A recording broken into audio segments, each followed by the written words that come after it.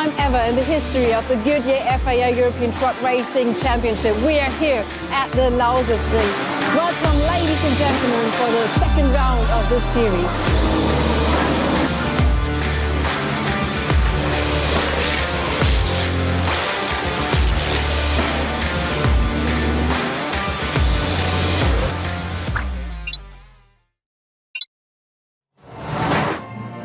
Ladies and gentlemen, you can't predict the weather. It is raining here at the Lausitzring, and as you can see, our personnel is heading back to headquarters, and we will join in because unfortunately we were ready for race number 4, but according to everyone from the team and according to all the safety we needed on this track, the race is deleted for today, unfortunately, because I think that's a very brave and a good decision. Everyone, the drivers and the team, they were out there checking also the track, and they've been a bit oil spilled ahead of this race, and of course for safety reason it is not possible to race today. Ladies and gentlemen, what can I say?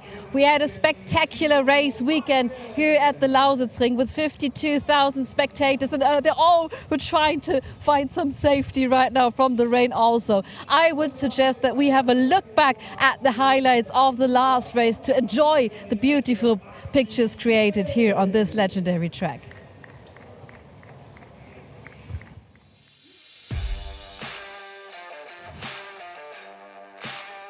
Yes, unfortunately, that is how the cookie crumbles sometimes, everybody. But we can at least look back on what was a great morning of racing earlier on today with Norbert Kisch and Jochen Hahn alongside each other on the front row. With bated breath, everybody waited to see who was going to blink first in all of the battles. But it was Norby that broke away at the front, with Jochen Hahn in second position. Steffi Halm held off an early attack by Antonio Albacete, who was then into the clutches of René Reinert and Sascha Lenz. Stefan Faas unfortunately sidelined once again after a technical issue. Jose Eduardo Rodriguez was making his way through the order, but in the later stages reported that he was losing water, so eventually it was down to Clemens Hecker to come back through.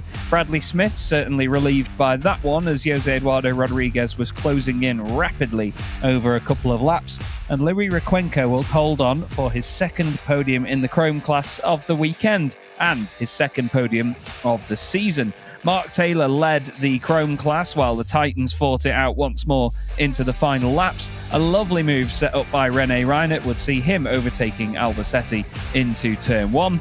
And it was 4th place for him at the flag. But another fantastic win from Norbert Kisch. He was over the moon with that one, with Jochen Hahn second, Steffi Halm third. But unfortunate timing here as we go live with the broadcast and then receive the news. I'm going to hand back to Christina. Thank you very much. We'll see you soon.